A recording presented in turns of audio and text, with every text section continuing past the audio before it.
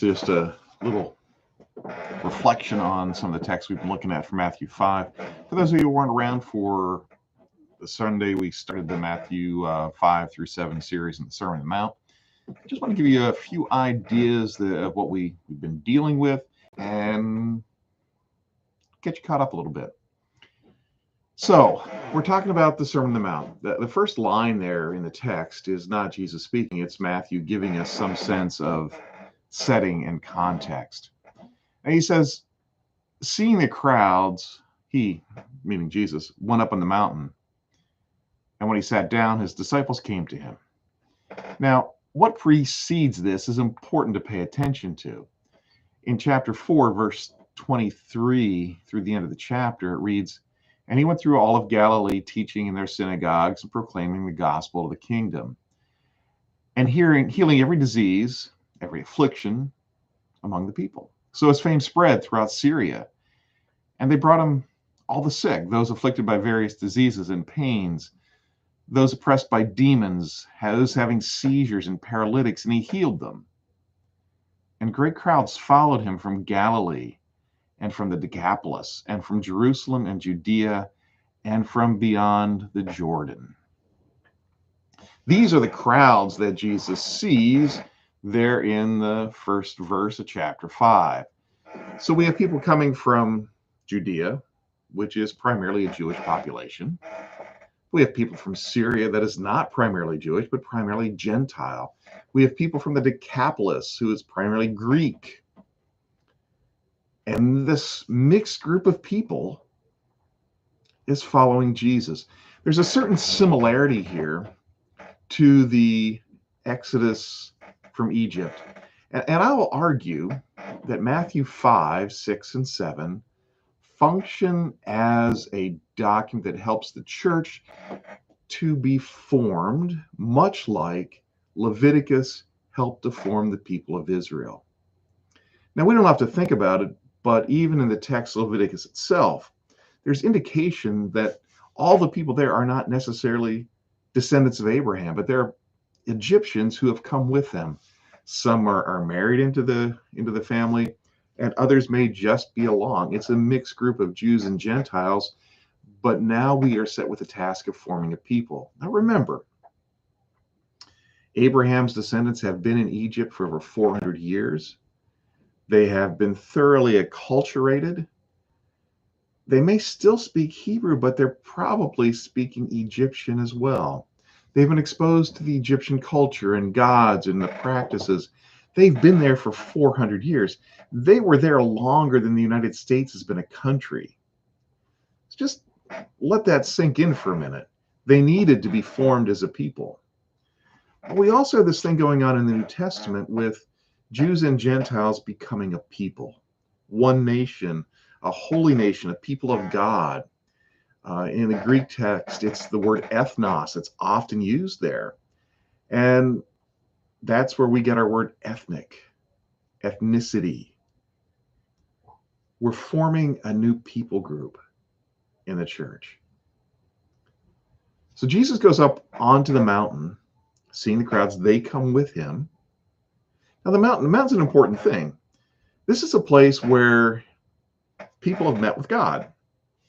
Most prominently is Abraham going up in the mountain to receive the law.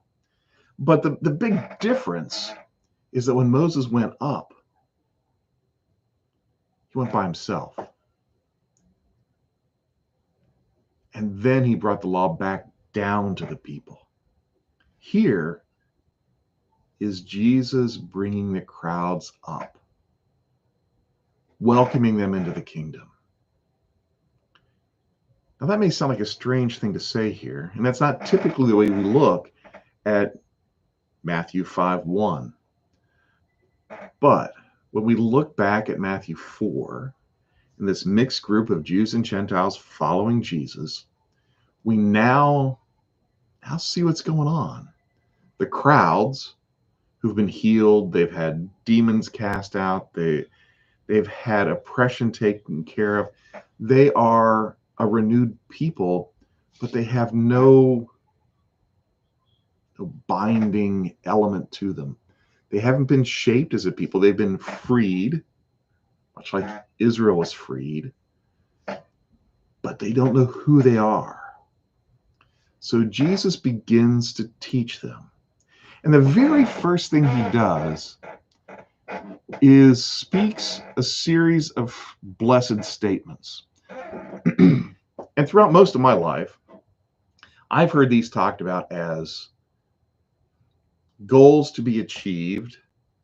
But I think the clearer issue underlying this is Jesus is saying these are the people who are welcome in the kingdom. Now, Jesus said, "Blessed are the poor in spirit, for theirs is the kingdom of heaven." Now, is this a goal to be achieved? A state where we become blessed and are welcome in the kingdom then? I mean, if we do that, if that's what we say is going on here, we have a problem, because then there's no need for Jesus. If we can achieve being poor in spirit, then we're welcome in the kingdom, and that means that Jesus is not necessary. And that is not good theology. In fact, it's terrible theology. And it makes Jesus' death and resurrection pointless and meaningless.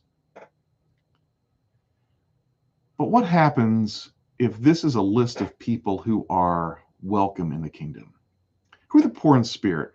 Spirit, the word spirit is pneuma, from which we get the word pneumatic, pneumonia, all these things having to do with air and breath. The poor in spirit, we often translate as the humble. Blessed are the humble, for theirs is the kingdom of heaven. But if Jesus wanted to say, blessed are the humble, he could have said that. There is a word for humility, for humbleness in Greek and in Aramaic and in Hebrew. Not an issue. But what Jesus says, blessed are the poor in spirit. Now, literally, we could translate this as those who have poor breath. We could say, blessed are the asthmatics, for theirs is the kingdom of heaven. And we would rightly reject that as an accurate translation. But what happens when we say, blessed are those who have no sense of the religious? They don't get it. They're welcome in Jesus' kingdom. That is a very different thing to say. But it's consistent with what we see previously in chapter 4.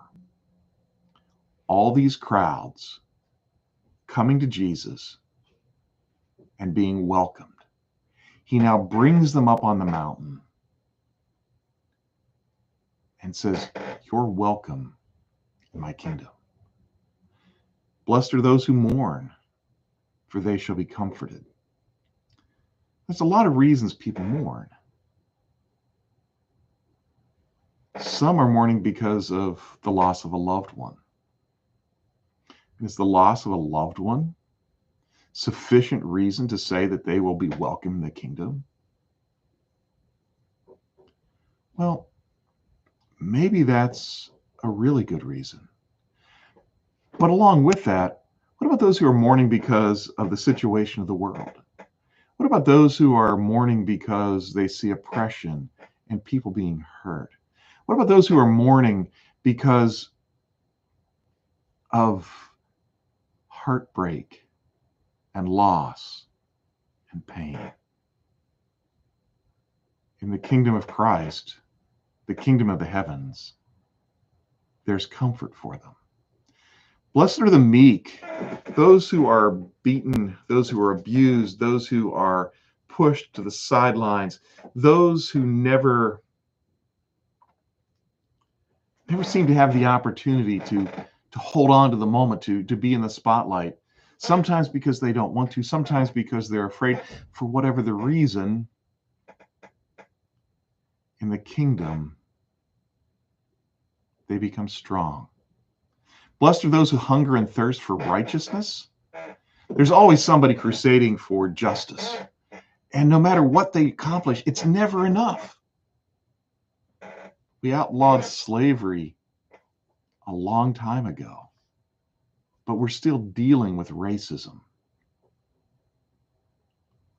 Those who fought desperately to have slavery done away with then face the new problem. This is exhausting.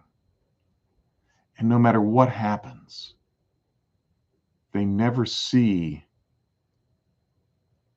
the great outcome they'd hoped for. But in Jesus' kingdom, the kingdom of the heavens, not only they're welcomed, but they'll be satisfied. Blessed are the merciful, for they shall receive mercy. Those who give of themselves and are often taken advantage of. People don't give them mercy, but in the kingdom, those who care for others will be cared for. Blessed are the pure in heart. It sounds like a really nice place to be, that your heart is pure, that you will one thing. But the truth is, these are the people that no matter how good something is, it's never good enough. Their heart is pure, but no matter what they do, what they see, they're never happy with the outcome. It's never good enough. Because they have this perfect vision of what should be, and it is never achieved. They get to see the most perfect thing in the kingdom. The most perfect being who has ever been and whoever will be, and that is God. And they get to see God. Finally, they will be content. Blessed are those who are persecuted for righteousness' sake. You got to wonder, the people who are sidelined because they are very religious and they take their faith seriously, and because of it, they lose friends, they lose family members, they are harassed, belittled. We call them goody two-shoes, teetotalers, and a variety of other things. But Jesus said, theirs is the kingdom of the heavens. There's a similarity between the persecuted and the poor in spirit. Blessed are you when others revile you and persecute you and utter all kinds of evil against you falsely on my account, Jesus said. Rejoice and be glad, for great is your reward in heaven.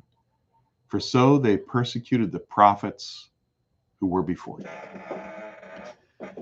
There are a number of ways we can talk about this, but this is sort of the bottom line. In the kingdom of heaven, those who seek to be followers of Jesus will have a home. They will be a people. And we can rejoice in this. This is the quick version of what's going on in Matthew 5, 1 through 12. Next week, I'll recount what we talked about with the salt and light and Jesus coming to fulfill the law. Take a quick look at that. In the meantime, feel free to be reading ahead. Over the next few weeks, we're going to move through anger, lust, divorce, oaths, retaliation, love for enemies, giving to the needy, and prayer. This is where we're going to go as we come up on Christmas. Take a break for Advent and then come back to it in the new year. So this is just kind of where we are right now and where we're headed. So take some time, read the Sermon on the Mount once a day, twice a day. It doesn't take but a few minutes to read through it. And the more we read through it, the more we see and let it embed deeply in our hearts. So I encourage you to do that as you move through the week. Brothers and sisters, have a great week. I will see you a little later.